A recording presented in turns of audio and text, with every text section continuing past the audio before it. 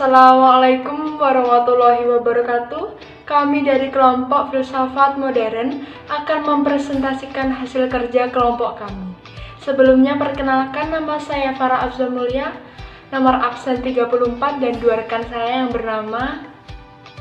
Perkenalkan, nama saya Nursan Mila Widya Saputri, nomor absen 21.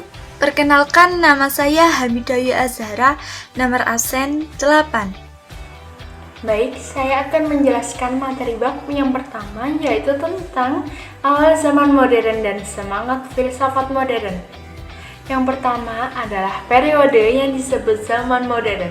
Istilah zaman modern ini berasal dari kata lain moderna, yang artinya sekarang, baru, atau saat ini. Yang kedua adalah filsafat modern sebagai pemberontak intelektual. Pemikiran abad pertengahan ditandai oleh kesatuan, keutuhan, dan totalitas yang koheren dan sistematis yang tampil dalam bentuk metafisika atau ontologi.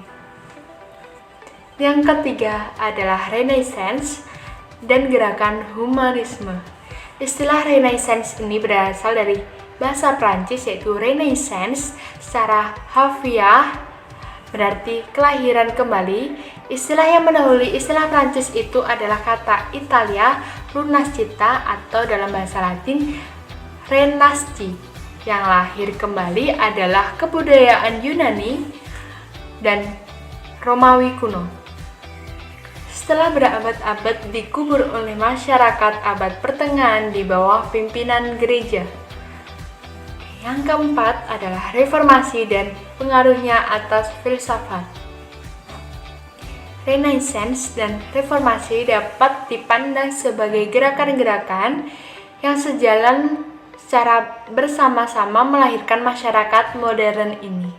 Baik, materi selanjutnya yaitu tentang para pendobrak di ambang modernitas, Machiavelli, Bruno, dan Bacon.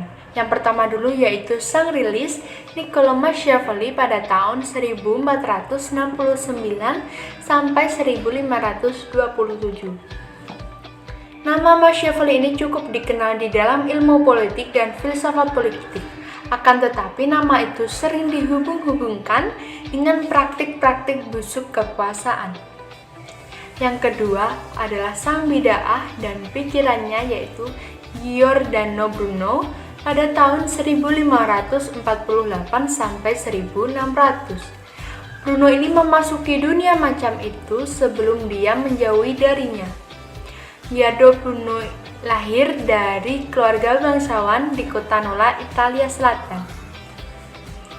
Dia adalah demikian julukan dari Wedidle, putra perbatasan antara Gunung Vesuvius dan Laut Tengah.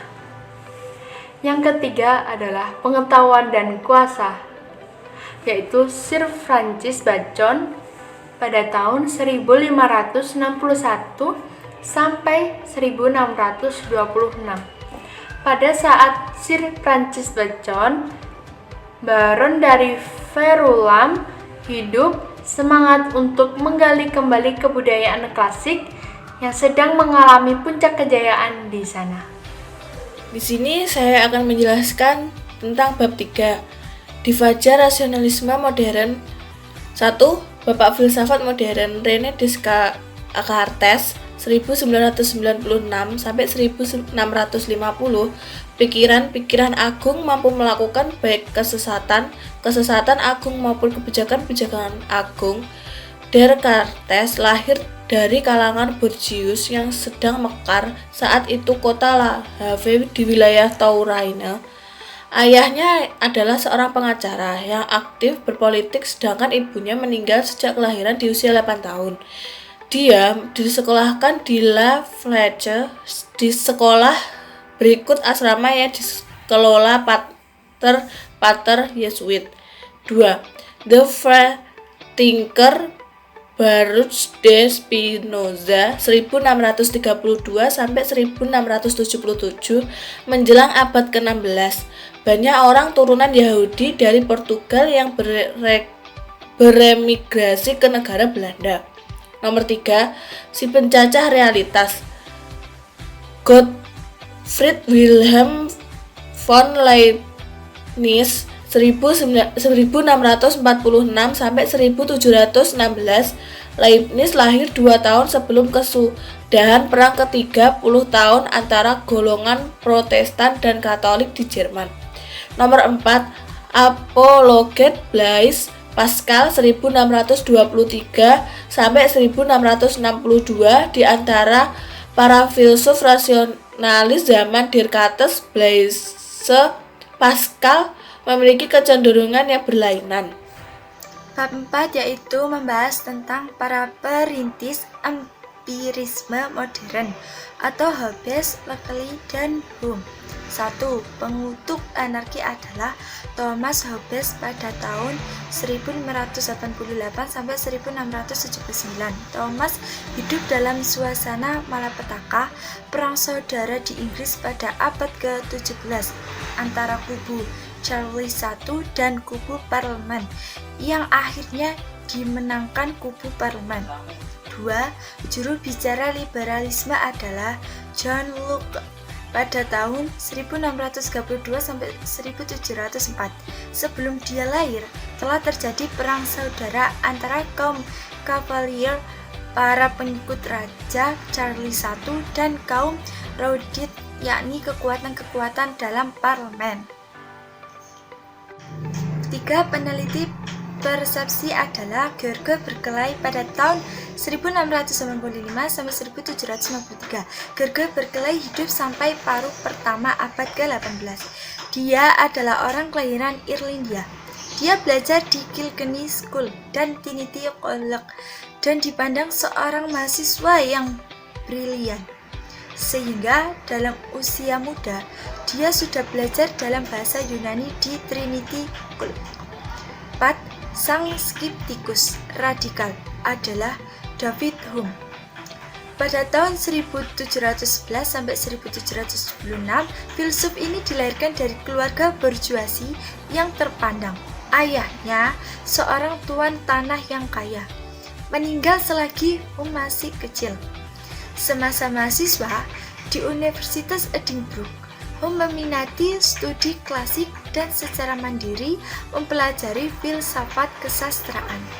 Ini saya akan menjelaskan bab 5, optimisme di zaman Fajar Budi, para filsuf pencerahan Inggris, Prancis, dan Jerman. 1. Semangat dan program pencerahan. Definisikan tentang pencerahan diakui sebagai salah satu definisi yang mencerminkan mentalitas pada zaman itu. Dengan pencerahan manusia sadar bahwa selama ini perkembangan dirinya terhambat karena hidup dalam prasangka-prasangka dan tuntutan dogma-dogma. 2. Para filsuf pencerahan di Inggris. A. Para filsuf deitis. B. Para pendukung masyarakat pasar. 3. Pencerahan di Prancis. A. Pemulaan pencerahan.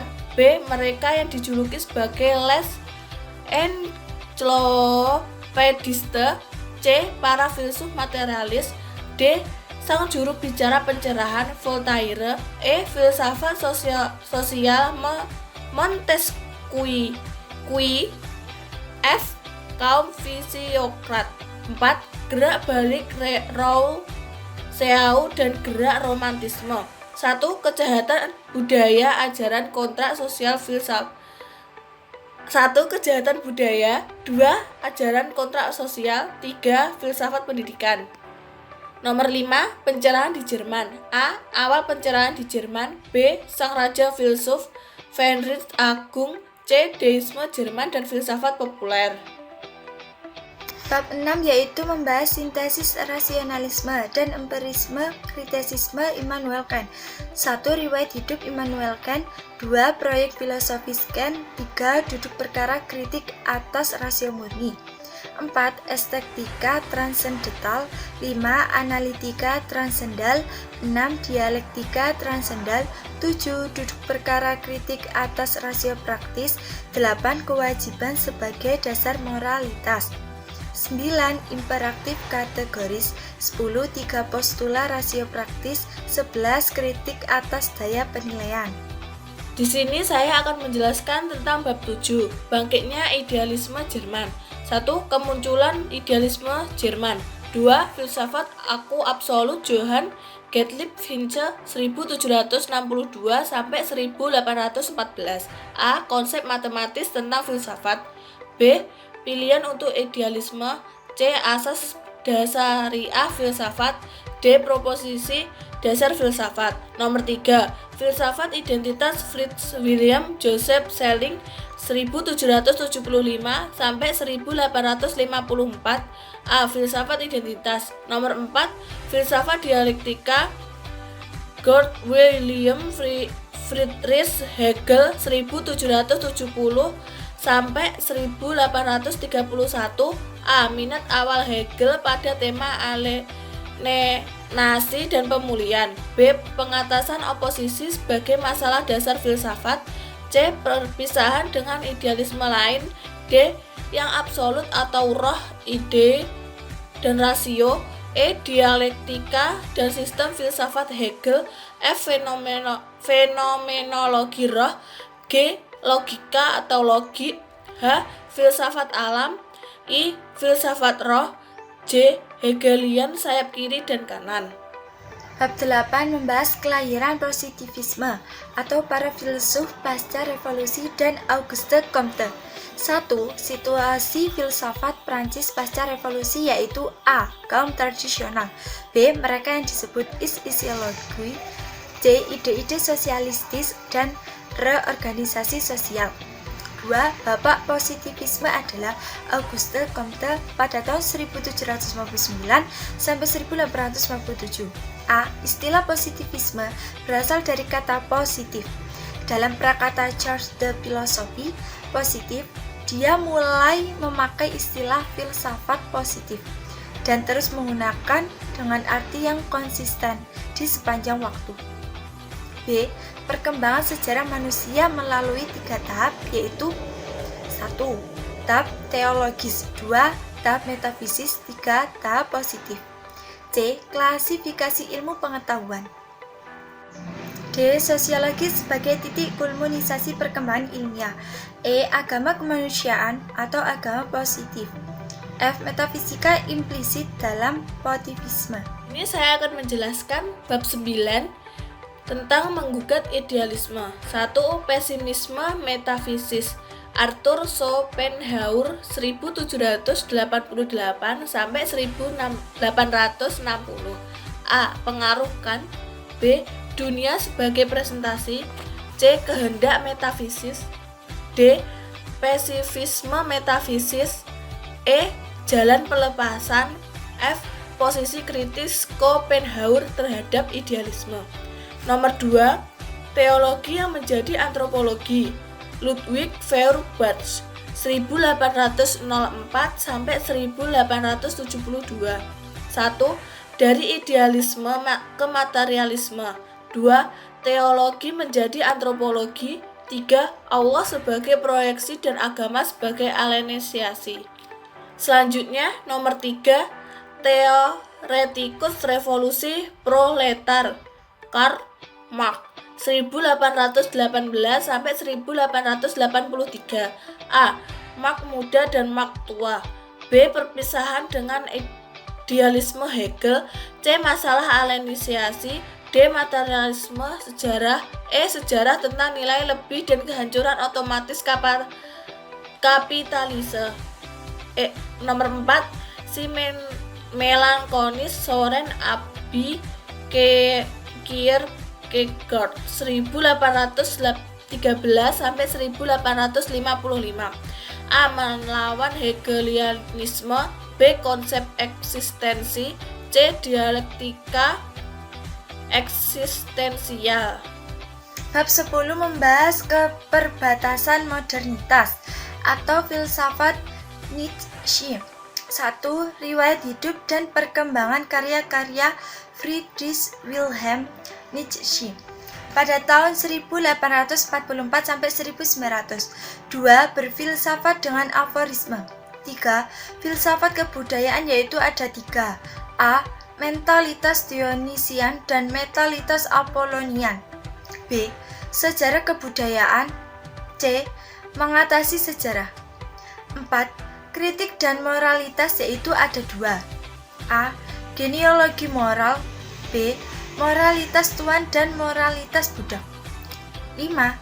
Kehendak untuk berkuasa, manusia atas, dan kembalinya yang sama secara abadi, yaitu ada 3. A. Kehendak untuk berkuasa dalam realitas dan pengetahuan. B. Ajaran tentang Ubermensch. C. Kembalinya yang sama secara abadi. 6. Kematian Allah dan nihilisme, yaitu ada 2. A. Kematian Allah. B. Nihilisme. 7. Pengaruh filsafat Nietzsche. Sekian presentasi dari kelompok kami. Bila ada kurang lebihnya mohon maaf. Wassalamualaikum warahmatullahi wabarakatuh.